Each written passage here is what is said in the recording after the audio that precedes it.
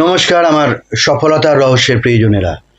আজকে আমি এই ভিডিওটায় বলছি যে আমাকে অনেকে বলেন জীবনে অনেক উন্নতি করতে চাই, সংসারের অনেক উন্নতি করতে চাই, কিন্তু প্রতি পদে যেন একটা একটা করে বাধা, কিছুতেই সেটাকে টপকে যেতে পারি না।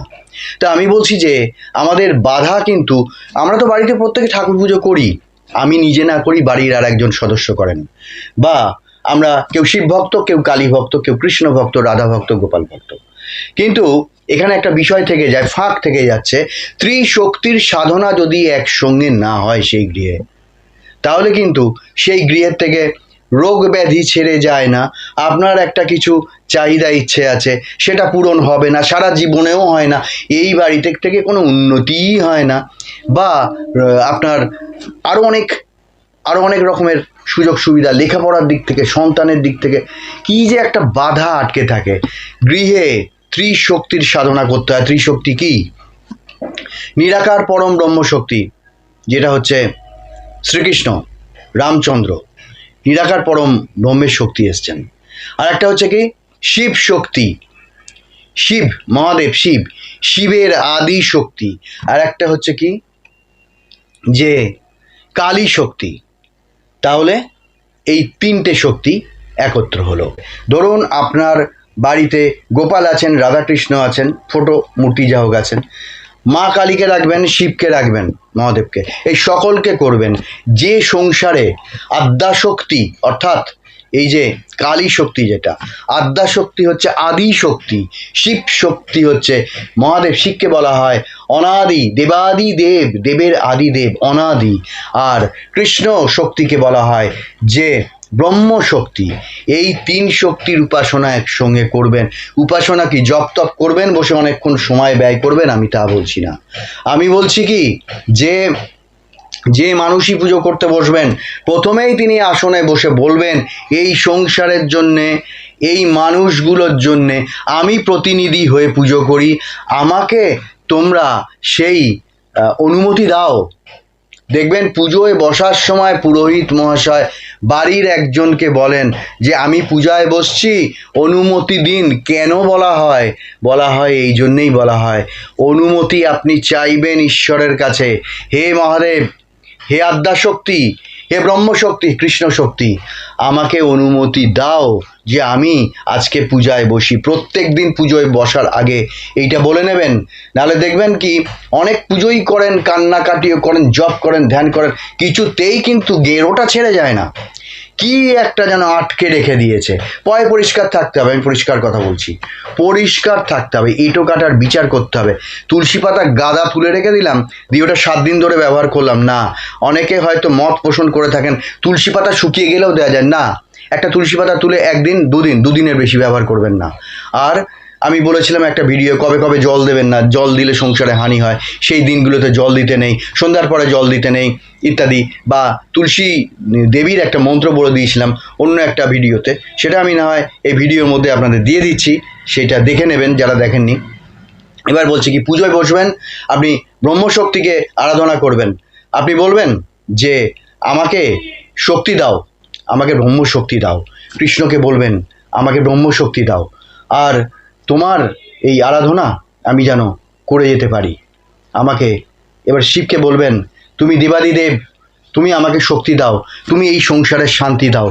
কারণ বলছি, আমাদের পরিবারের মানুষগুলোকে তুমি যদি শক্তি দাও, শান্তি দাও, তাহলে আমরা বাঁচবো, নাহলে আমরা বাঁচবো না, নাহলে আমাদের উন্নতি কোনো দিনই হবে না।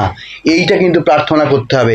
এরপরে আদ্যাশক্তির কাছে, আদ্যাশক্তি মহামায়া যদি পথ ছেড়ে না দেন, তাহলে কিন্তু কিছুতেই আপনি উন্নতি করতে পারবেন না। এইটা একদম মনে রাখতে হবে। আদ্যাশক্তি কি আদি শক্তি। যখন বিশ্ব চরাচর নিরাকার ছিল, তখন ব্রহ্ম একাই ছিলেন, তিনি লীলা করছিলেন, এবং ব্রহ্ম শক্তির ইচ্ছা হলো বহুধা হওয়ার, অর্থাৎ বিভিন্ন রূপে। কারণ তিনি তার নিজের সৃষ্ট রূপকে দেখতে চাইছিলেন। কি সৃষ্টি হলো? ব্রহ্মশক্তির থেকে এলেন রামচন্দ্র শ্রীকৃষ্ণ, এবং কলিতে রামকৃষ্ণদেব, বুদ্ধদেবও এসেছিলেন, প্রভু যিশুও এসেছিলেন, সবই ব্রহ্মের শক্তি। এগুলো গেল। আর একটা হচ্ছে কি, আদ্যাশক্তি। আদ্যাশক্তি মহামায়া। যখন ব্রহ্মের ইচ্ছা হলো যে আমি বহু হব, তখন কোন শক্তিতে হলেন? আদ্যাশক্তি, আদিশক্তি, আদামা। আমরা যে কালী পুজো করি, ওটা তো ছিল শ্মশান কালী। সেখানে কিন্তু শ্মশান কালীকে জাগিয়ে তুলেছিলেন কৃষ্ণানন্দ আগমবাগীশ। তিনি বলেছিলেন, মা, উনি শ্মশানে ধ্যান জপ করতেন, তা বলেছিলেন, মা তুমি দেখা দাও। মা দেখা দিয়েছিলেন বিভৎস স্বরূপ শ্মশান কালী। এ নরমুণ্ড ঝুলছে, লেলিহান জীব, রক্ত পড়ছে, তা সংহার রূপ। তখন বলেছিলেন, গৃহস্থদের ঘরে ঘরে যে এই রূপ, সে তো পুজো করা যাবে না, তুমি সেই রূপ দেখাও। বলেছিলেন, ঠিক আছে, পরদিন সকালে যখন তুমি প্রভাতে বেরোবে, তখন যে নারী রূপকে দেখবে, জানবে ওইটাই আমার ঘরে পুজো করার গৃহস্থদের কালী ঠাকুর, কালী রূপ। আমি সংহার রূপী নই, আমি আদ্যাশক্তি, আমি মহামায়া হয়ে তোমাদের সংসারে থাকব এবং কৃপা করব। কীরূপ? তা কৃষ্ণানন্দ আগমবাগীশ উনি ভোরবেলা উঠে যেতেন গঙ্গা স্নানে। উনি গঙ্গা স্নানে যাচ্ছেন, বিরল সেই জায়গা দেখছেন, একটা কুড়ে ঘর, চালা ঘর, একটা তার উপর পাথর পড়ে আছে, এবং একজন বালিকা, তার 10-12 বছর বয়স, তার পরনে একটা খাটো করে কাপড় পরা, হাঁটুর নিচ অবধি কাপড়টা নেমেছে, পায়ে কি সুন্দর আলতা পরা, এবং সে ডান হাতে এরকম নিয়েছে বড়া ভয়, তা সেইটা সে ছুঁড়ে দিচ্ছে দেয়ালে, বাড়ির দেয়ালে গোবর মণ্ড করে সে ছুঁড়ে দিচ্ছে, দিয়ে গোবর ঘুঁটে দিচ্ছে। আর হঠাৎ করে সেই মুহূর্তে কৃষ্ণানন্দ আগমবাগীশকে দেখে সে লজ্জায়, ওই রকম রূপ, খাটো করে কাপড় পরা, সে তাড়াতাড়ি করে ওই গোবরের মণ্ডটা হাতে ধরা আছে, গোবর মাটির, আর এরকম করে জিব্বার করে ফেলেছে লজ্জায়। এবারে মাথার কাপড়টা টেনে দেবে বলে সে হাত তুলেছে, আর তার একটা পা ছিল পেছনে, ডান পাটা ছিল পেছনে, আর ওই যে সামনে একটা পাথর খণ্ড ছিল, তার উপর তার বাম পা ছিল। বামা কালী, বাম পাটা ছিল। এইটাই তো রূপ।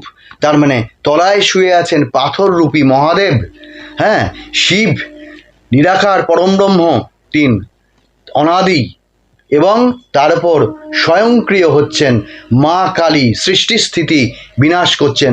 তিনি এক পা দিয়ে দাঁড়িয়ে আছেন, এক হাতে তার ব্রহ্মাণ্ড ধারণ করছেন, তিনি আমাদের জন্য দেবেন, আর এক হাতে বড়া ভয়। এই রূপে মাকে দেখা দিলেন। তা এইবার আমি বুঝিয়ে দিলাম, বাড়িতে সেই জন্যে যখন পুজো করবেন, হে কৃষ্ণ করুণা সিন্ধু দীনবন্ধু জগৎপথে গোপেশ গোপিকা কান্ত রাধাকান্ত নমস্তুতে, জয় রাধে শ্রী রাধে। হ্যাঁ, এটা কিন্তু আপনাকে বলতে হবে, যে রাধাকেও বলতে হবে, কেন রাধার সেই কিন্তু আদ্যাশক্তি মহামায়া, নাহলে কৃষ্ণর কোনো অস্তিত্ব নেই। তো এইখানে গেল।